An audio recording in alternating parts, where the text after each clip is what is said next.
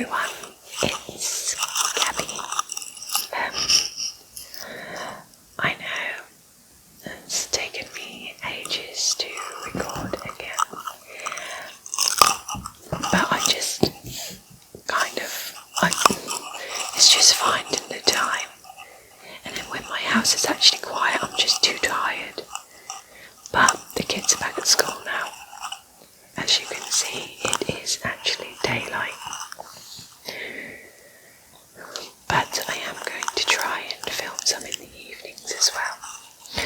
I am currently recording on my phone because I still can't get these to record. I've got it all set up so that I can hear them through my headphones when I talk. But the minute I go to record something, it just doesn't pick up sound. I have no idea why. But yeah, I thought we'd just do a randomly talking. Might throw some true crime in. Yeah, I hope you're all well. Sorry if it doesn't look, I'm looking at my screen, but obviously my camera's down here, I think, either down there or up there. Is that? I will try and look at the camera as much as I can, but it will probably just be me staring into nowhere. I have my laptop set up with me to look at some true crime. I haven't really done an awful lot lately. I'm still waiting to hear when I go back to work. And as I work in a hotel, here in the UK, they're not currently set to open until the 17th of May. But we'll see. Sorry, she's going to be really noisy. But yeah, let me find some. Let me just one second. So, I am back on the criminaljournal.com, which is where I get a lot of the true crime cases from, because it's just, I don't know, they have a lot on there, so there's always something to read about. But this is about a lady called Laura Beth Hendricks, and she was 38 years old when she was murdered in 2016 by her fiance's teenage son, Colton Glenn, or teenage son. She's her stepson killed her. Her body was found inside her home in Vinita, Oklahoma. Don't know if I've pronounced that right, sorry. I don't really know many American names. At around 7:30 a.m. on August the 22nd, 2016, Colton, who was 14 at the time, walked into the Vinita Police Department and asked for a hug. He then confessed to the fatal shooting of his dad's fiancée, Laura Hendricks, who he referred to as his stepmother, according to the Oklahoman. Colton told the officer that he had been sexually molested and was tired of the abuse. He went on to say that while Hendricks was in the bathroom, he grabbed a handgun from the bedroom she shared with his father, Kenneth. When she exited the bathroom and began walking down the hall towards him, Colton said he just shot her, believing that she was going to touch him inappropriately. Then he said, "But that's not a very good reason, is it?" Bless him. After Colton, who said he was counselling for anger issues, shot his father's fiancée, he said he heard her wheezing, but he did not call 911 for help. Police officers went to Colton's home in the 400 block of North Thompson Street. Can any of you explain to me what blocks are? Are they like flats? Like blocks of flats or houses? Or the 400 block always confuses me. We just have road names here. Anyway, so they went to the home of North Thompson Street and found Laura dead in the hallway. Her remains were transported to the state's medical examiner's office for an autopsy to determine the cause of her death. Amy Elliott, state medical examiner's spokeswoman, said that Hendricks died from a gunshot wound to the chest. OSBI Special Agent Chris Lennon stated that it was a tragic event any time you have a death like this. He also asserted that at the time of the shooting, Colton and Laura were the only two people in the home. After hours of collecting evidence and investigating, police arrested Colton later in the afternoon. He was charged as an adult under the law, as cited by Tulsa World. A teen is charged as an adult if they are charged with first-degree murder. He was booked in to the Craig County Jail. He was kept separated from the other inmates who were adults, but his bond was set at $250,000. Iced coffee.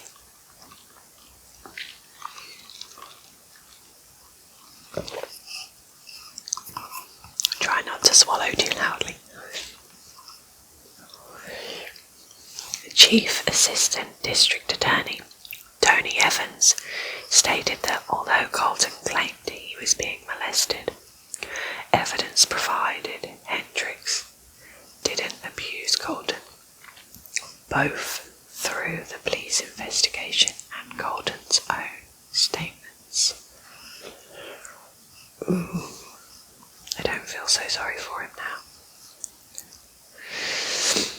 According to Grand Lake News, relatives referred to Hendricks' killing as senseless.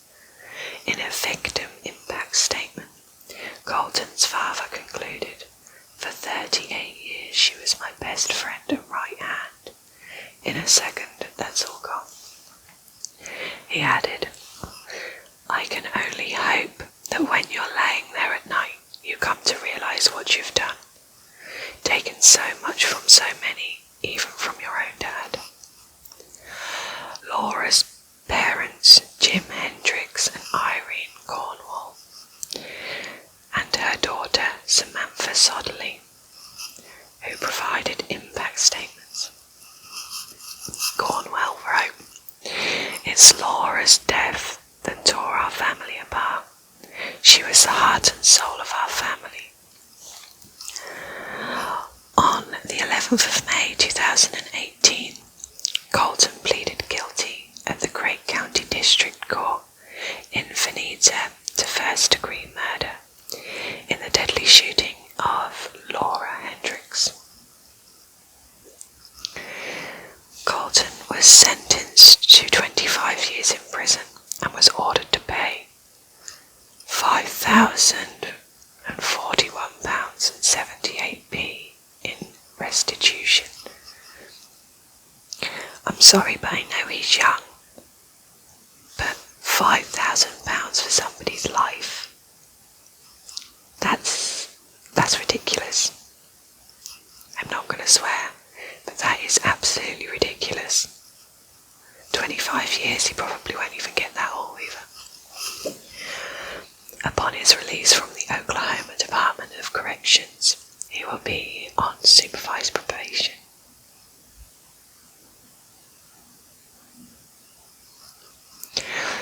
After he was sentenced, Colton apologized to the victim's family for everything.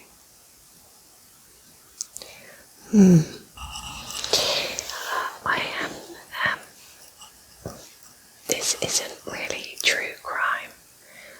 just thought I'd share something that's actually going on in the world now. And this is from the Sun's newspaper in the UK, and it's about a British woman who's gone missing from her yacht in the Caribbean after her boyfriend told the cops she might have fallen from it. Right, Sam Heslop, who's 41, has not been seen since she disappeared from her 13-foot siren song Catamaran in the US Virgin Islands last Sunday. Wow. According to the police, she was reported missing by her partner. The pair live on the 4,700 luxury Catamaran, estimated to be worth around £500,000, according to local reports. Alright for some. The vessel, which is believed she owns, is rented out to charter guests who she takes on a tour of the islands for around £5,000 a week. Good money. Drivers are searching hundreds of square metres off the coast of St John's for Sam, originally from Hartford, but have proved unsuccessful. The US Coast Guard told local media it was alerted to her disappearance at 11:46 a.m. on Monday. Her boyfriend had been in touch with them upon waking up early in the morning to find that she was gone. Bit suspicious, though. He called there San Juan, might be Juan, I don't know, it's Juan, so I'm guessing it's a silent J. Station, reporting that his girlfriend may have fallen from their 47-foot catamaran the night before, the Coast Guard said. The pair had gone to sleep at around 10 p.m, and at 2 a.m. he woke up and realised she was not on board. I think there might have been a little bit of foul play there. The police information officer said an English woman has gone missing in our island and we are appealing for help to try and locate her. Unfortunately, this has not been successful.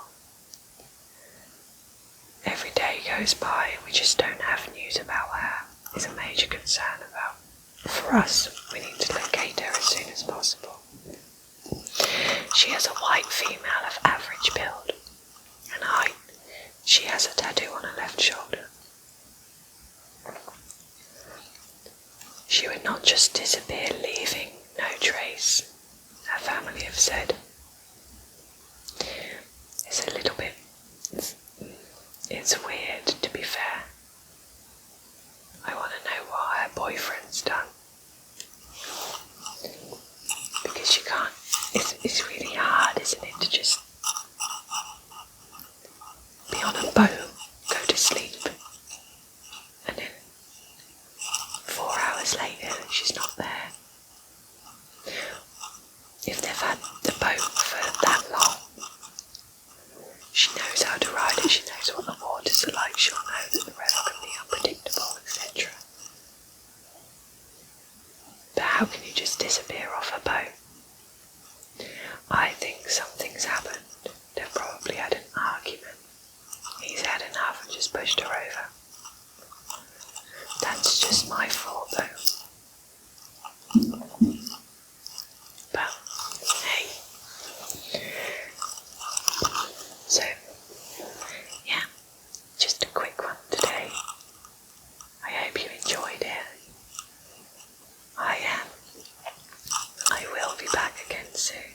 I'm not going to promise because my promises keep breaking and I'm not one to like breaking my promises.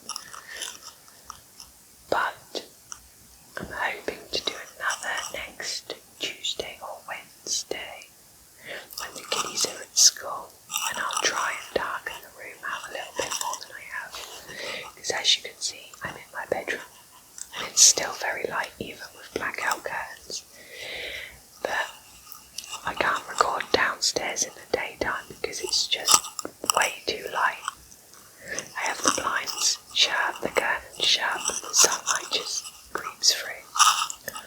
Even if it means I have to lock myself in a bathroom and to just completely black it out, then I will do that. But yes, if you have any ideas of anything you'd like me to read about, to do like true crime, anything, personal attention, I could give that a go.